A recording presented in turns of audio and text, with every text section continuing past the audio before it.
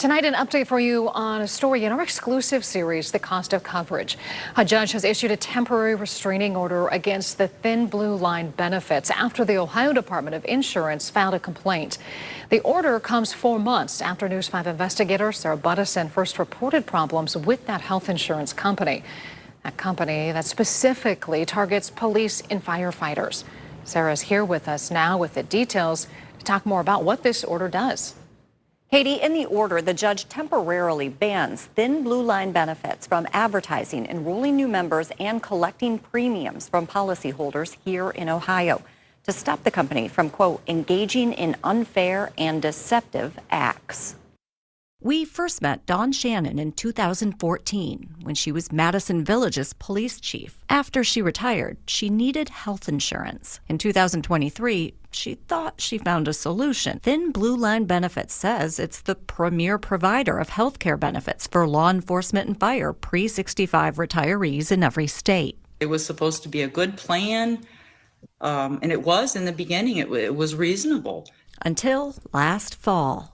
And then it went up, and then all of a sudden, bam, you're not getting things paid. First, a bill from a November visit wasn't paid. Then, in January, she went to a Cleveland Clinic facility.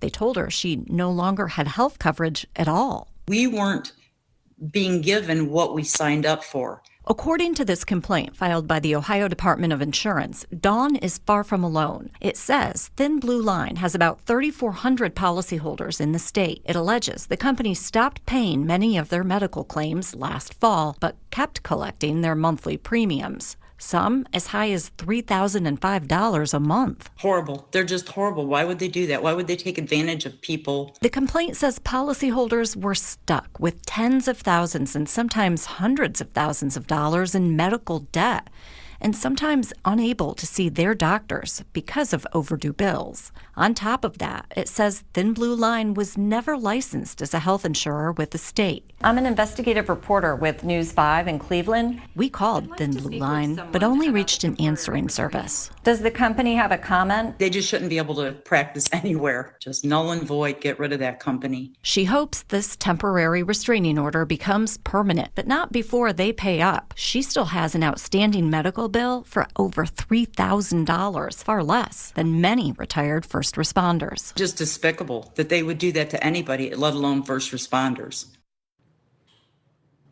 So what's next? The Ohio Attorney General says he's investigating complaints against Thin Blue Line benefits, and a hearing for a preliminary injunction against the company is currently scheduled for July 9th.